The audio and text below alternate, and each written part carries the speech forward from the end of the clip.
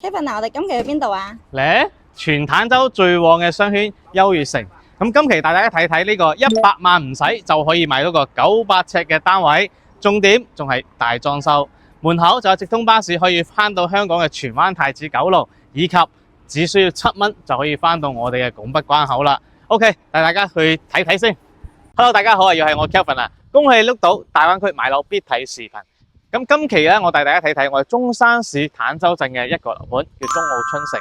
咁呢個樓盤咧，大家應該都好熟悉嘅啦。咁因為佢而家最新加推嘅6期嘅第一座單位46座，咁佢而家咧有77、80以及我哋94呢3隻戶型。我今日咧帶大家睇睇有咩特別啊！咁我哋樓盤咧，佢成個佔地面積係去到22萬平方米啊！咁佢嘅綠化率咧佔到係38%。咁其實佢成個內園咧做到咧都係比較舒服嘅啊！咁我哋咧今日咧你就嚟向去6期咁出發。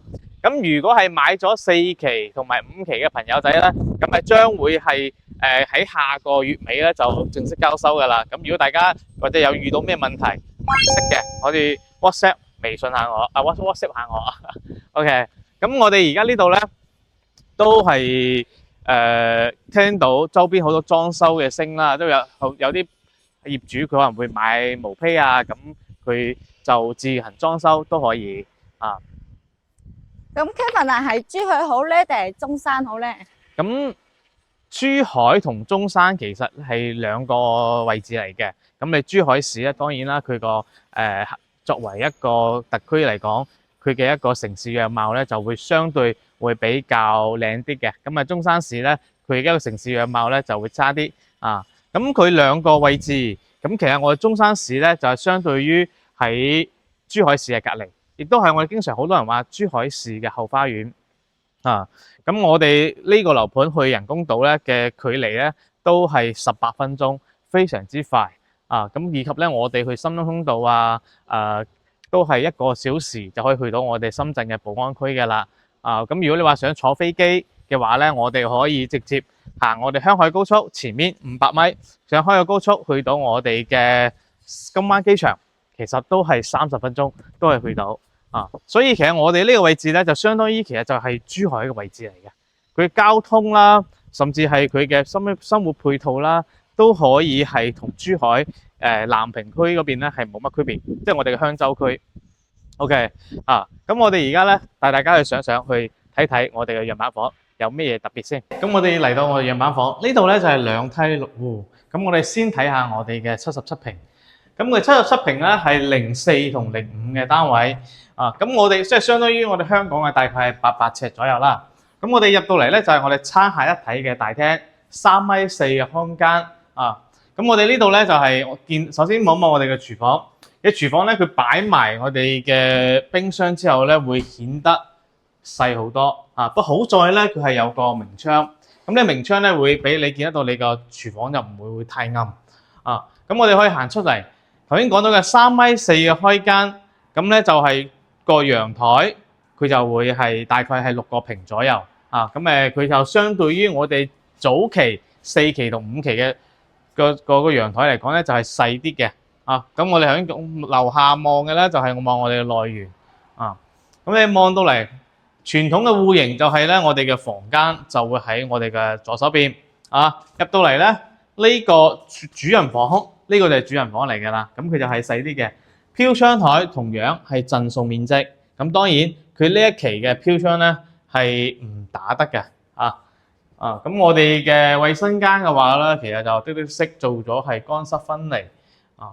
咁同埋咧，我哋呢度咧佢嘅飄窗咧係贈送面積啦。咁我哋呢個細房間你可以當主人房又得，或者做客房都得，冇問題。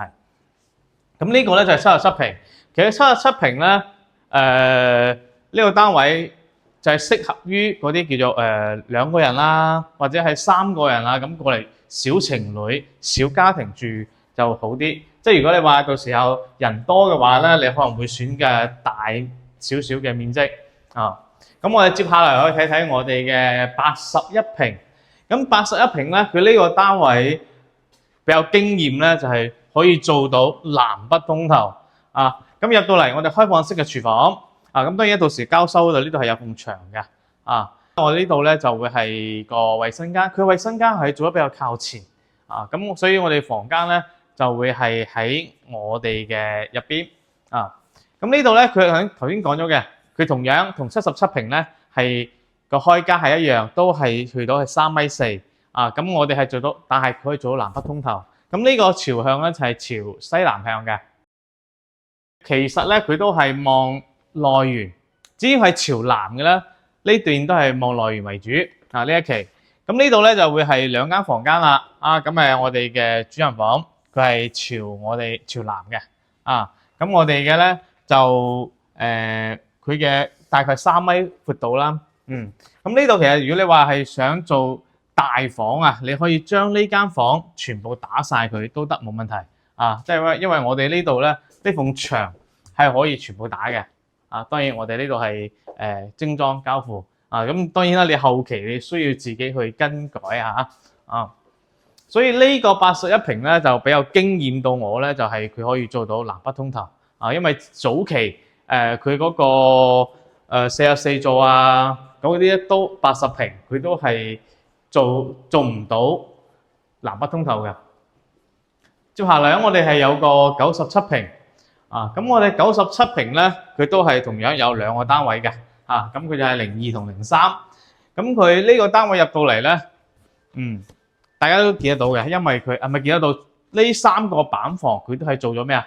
開放式因為佢嘅如果佢唔做開放式咧，佢會顯得個空間係會窄啲入到嚟呢個開間咧，就稍微會比我哋頭先77平同埋我哋嘅81平嘅開間會係大10公分即係去到係3.5米嘅咁同樣佢個陽台咧會比77平嘅陽台會大些少咁佢都係會係到時候樓下呢邊咧都係會做綠化，都係以望綠園為主。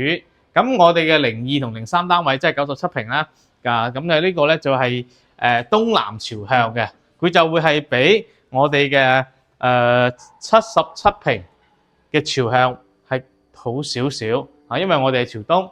咁佢呢個板房佢入到嚟，佢係做咗2房首先我睇下呢個先。其實我哋呢度咧呢縫係有埲牆嘅，其實係呢一間房，呢一間房其實3房設計但係咧佢係打咗嘅，佢可以97平佢做到大2房。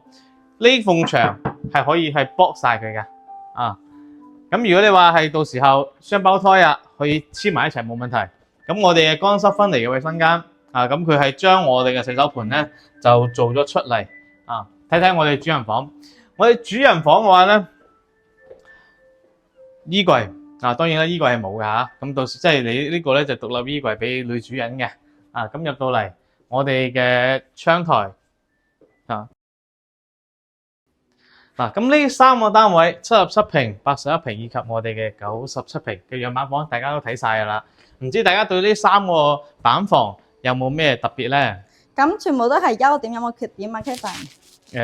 優點缺點係其實講真心話嗰句話，缺點嚟講咧，佢呢3個積我頭先同大家講過嘅，呢3個積同我哋早期賣嘅單位，首先陽台佢震水空間細咗，因為之前我哋早期咧係有個花槽嘅，咁佢呢度係冇花槽嘅啦已經同埋咧同大家見得到嘅，佢嘅飄窗台而家佢所有嘅飄窗台係唔俾打㗎即係所以佢嘅有震水空間，但係咧佢就會你會顯得會細好多所以點解佢樣板房佢呢3個樣板房點解佢都要去做翻開放式咧？就係咁解啦總體嚟講呢3期嘅樣板房佢嘅使用率係會比我哋嘅4期、5期係爭少少但係唔影響，最主要睇價錢嘅啫，係咪？